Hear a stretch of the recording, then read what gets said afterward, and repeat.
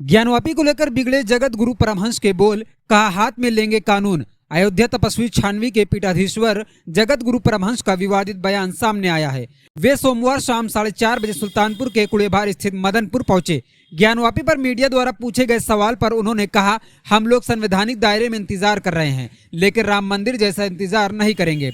जरूरत पड़ी तो कानून को हाथ में लेंगे। जगत गुरु परमहंस ने बड़ी बेबाकी से कहा, हम लोग संवैधानिक दायरे में इंतजार कर रहे हैं, लेकिन इतना इंतजार नहीं करेंगे कि राम मंदिर जैसे 500 साल तक कई पीढ़ियां मुकदमा लड़े। पूर्व राष्ट्रपति रामनाथ कोविंद का हवाला देते हुए उन्होंने कहा, क्योंकि देर से जो मिलता है न्याय वो अन्याय के समान होता है। जरूरत पड़ेगी तो हम लोग कानून को हाथ में लेंगे। जो ऐतिहासिक स्थल है उसको हम लोग पुनर्प्रतिष्ठित करेंगे। परमहंस ने आगे कहा कि बांग्लादेश भारत का हिस्सा है।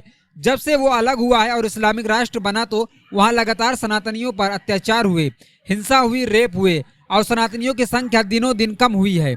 ये बड़ी चेतावनी भी है कि भारतीय संस्कृति जो वैदिक संस्कृति है उसको अगर बचाना है तो बंटवारे से बचे। भारत को हिंदू राष्ट्र बनाना होगा और उसको राम राज्य की तर्ज पर चलाना पड़ेगा। जिस तरह से राम जी के समय में विभीषण शरण में आए तो राजा बना दिए और रावण अत्याचार किया तो उसका वध कर दिए। भारत को इसी नीति पर चलना होगा, तब देश की रक्षा हो पाएगी। देखिए, कुछ दिन पहले मैं तेजो महल गया था, जिसको लोग ताजमहल कहते हैं। तो धर्मदंड की वजह से मुझे प्रवेश नहीं दिया गया, लेकिन बाद में एसआई चीफ ने हमसे क्षमा मांगा और कहा कि गुरुजी आप आइए, हम स्वागत करेंगे। तो 2 वर्ष बाद फिर मैं अभी गया तो हमें किसी ने रोका नहीं और अंदर तक हम गए। दरअसल में राजा मान सिंह के द्वारा बनाया गया वह जो है शिवालय है, जिसका नाम था तेजो महल है। जब ये जिस समय आक्रांताओं का आतंक भारत में चल रहा था, उसी दौर में जो है तो तेजो महालय को लोगों ने ताजमहल कहना शुरू कर दिया, मुगलों ने।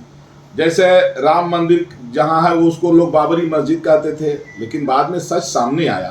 तो जो ऐतिहासिक स्थल हैं, अब ताजमहल जो विश्व का 7वां अजूबा है, प्रेम की निशानी है, वो भगवान शिव का मंदिर है और शिव पार्वती का, शिव सती का जो प्रेम था उसको लेकर के है अर्धनारीश्वर भगवान का।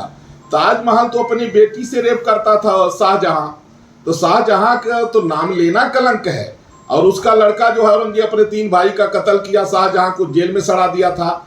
इसलिए इन आक्रांताओं के समय में हमारे ऐतिहासिक स्थलों से छेड़छाड़ की गई और इतिहास को विकृत किया गया है।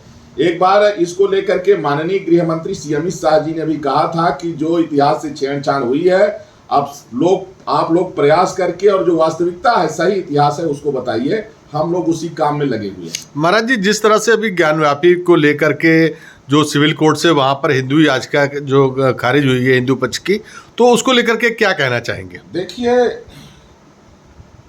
हम लोग संवैधानिक दायरे में प्रयास कर रहे हैं, लेकिन अब हम इतना इंतजार भी नहीं करेंगे कि राम मंदिर जैसे 500 साल तक कई पीढ़ियां जो है मुकदमा लड़े, क्योंकि देर से जो मिलता है न्याय वह अन्याय के समान होता है। इसको पूर्व राष्ट्रपति श्री रामनाथ कोविंद जी ने कहा था।